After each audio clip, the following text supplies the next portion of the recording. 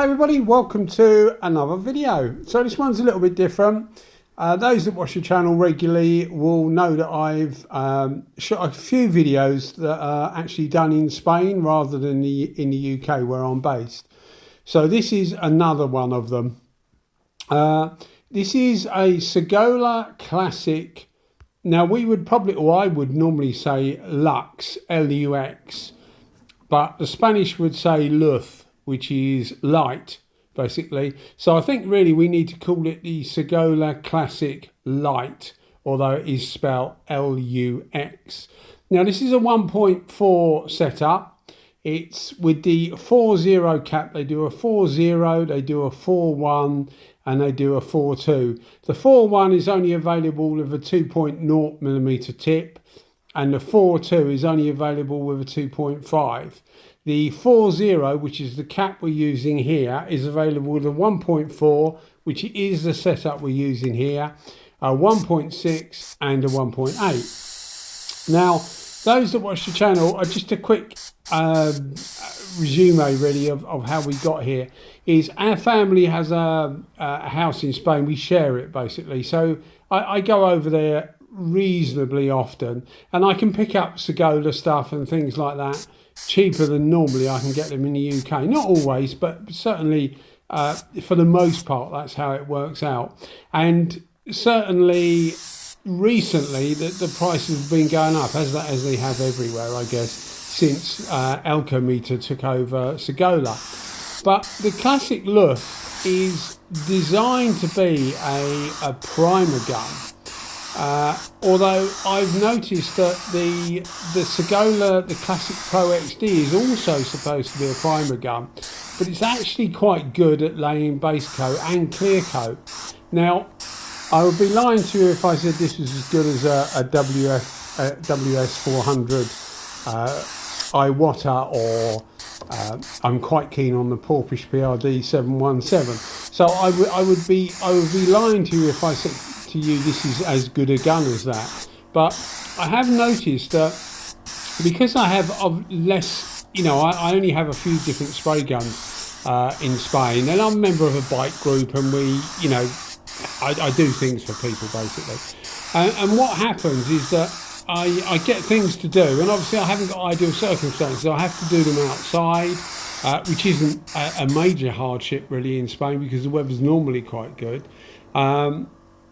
And it's not ideal conditions, and I have a limited amount of spray guns and equipment really, but I managed to do reasonable jobs. I think I do reasonable jobs anyway, and the idea of it is, of this gun, I think is for me showing you it anyway, is it's more in the line of the Devilbiss FLG5 type gun. And in my opinion, it's actually better. It probably doesn't perform better, but it's probably its equal, certainly. But the thing that you notice the most, I think, with the Sagola is the build quality it's really, really good. As I said, Luz or Lux, whatever you want to say, is actually described as light, although it's the light as in you know, sunlight rather than physically light. So it's not particularly a light gun, although it's not heavy. One of the strong selling points that Sagola seem to say about is that it's relatively good on air, and it isn't bad on air at all, but it's not as low as they say. I think they say that it's somewhere around 6.5 to 7 CFM. That's at 2 bar, which is recommended pressure, and that's the pressure I use it at, and I find that's absolutely fine for base coat, and I've used it for clear coat. As I say, it is a primer gun, and I haven't often used it for a primer, although I have, and it's been absolutely fine. But it's a 1.4, so it's not really designed for high build primer, although, as I say, you can get it in a 1.8 or 1.6 if the material is a bit thicker that you're going to spray. But yeah, certainly my dealings with this gun, and they're quite limited, it's actually really good, and this cost me about 95 euros, which at the moment is around about, what, 87 GB pounds, something like that, about 85 GB pounds.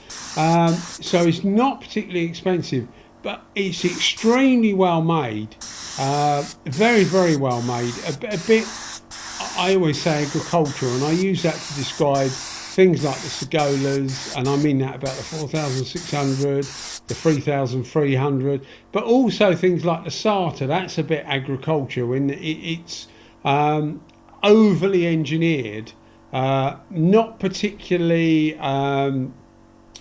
There's no finesse about it, but it will last you a long, long time, and it does its job well. I'm not saying for 1 minute this is as good as a Sartor, but as a general low-cost, all-purpose, last you a long time, low air consumption gun, it's actually very, very good, and it performs its brief really, really well. This tank, you'll see at the start of the video, you'll see me. I've done a few tests. We were just experimenting, me and a few friends I got here. We were just experimenting with what we would want on this tank, and I was just doing a few different stencils and things like that to get an idea of what we wanted, which is the things we're overlaying now. But I was convinced this colour would cover this reasonably well, and it did do. It covered it perfectly well. But if you're using some colours, particularly things like whites or lighter coloured silvers and things like that, be very careful of overlaying different things that you've done underneath the tank, or different repairs that you've done, because you will notice it.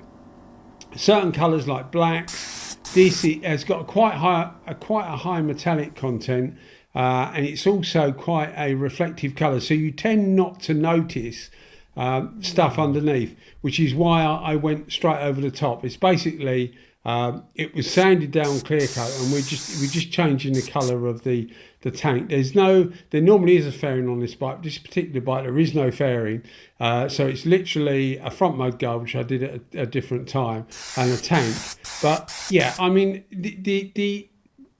with this gun, what you're getting is you're getting a good, solid, engineered, not particularly expensive gun.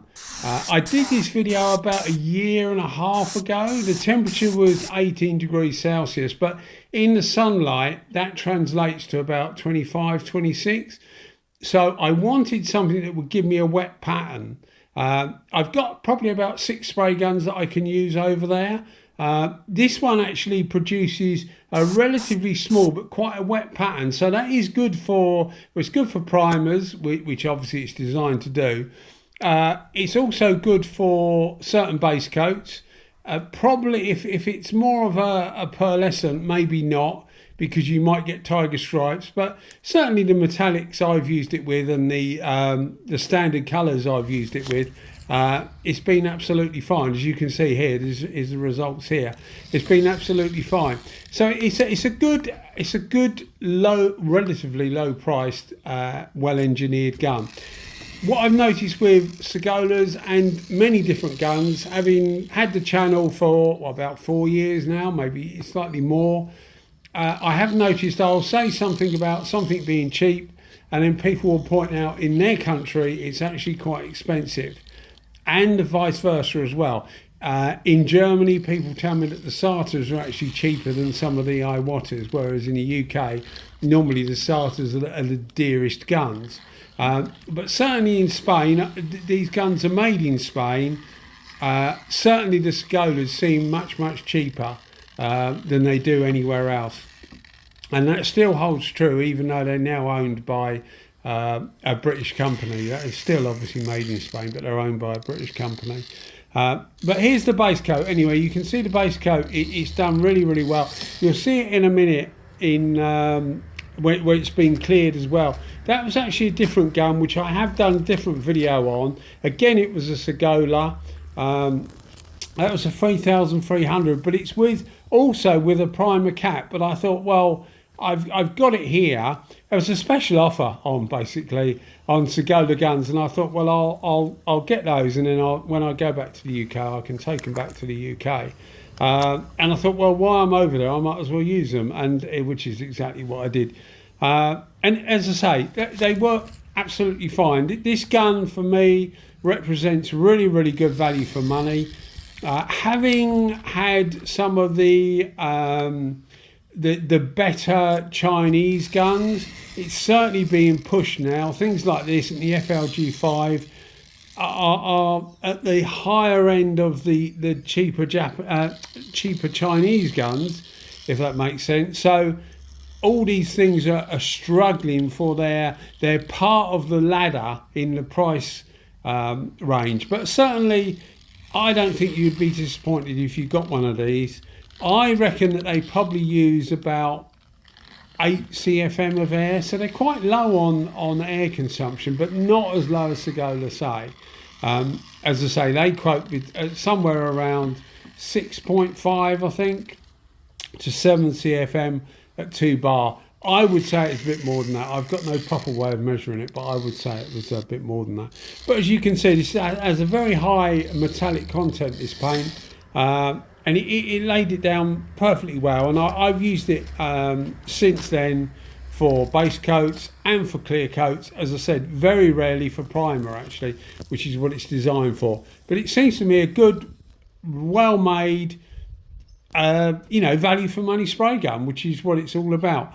And the air consumption, as I say, isn't particularly huge. I've got a 50 litre twin piston compressor over there. It's a direct drive, so it's not a belt drive, so it is quite noisy. And I've got an old 25 litre compressor over there which I don't use, and I've just hooked the tank up to it, so it just allows me to just get that little bit more air. But certainly things like this, it's perfectly at home doing. As I say, this is now finished. Apologies for the glare on the tank. It is quite sunny, but as you can see, the gun has laid the base coat down really, really well.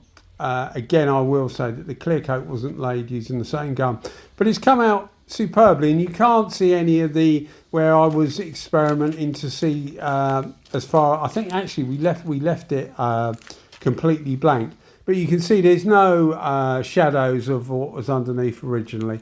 Anyway guys, thanks as always for watching. Bye bye.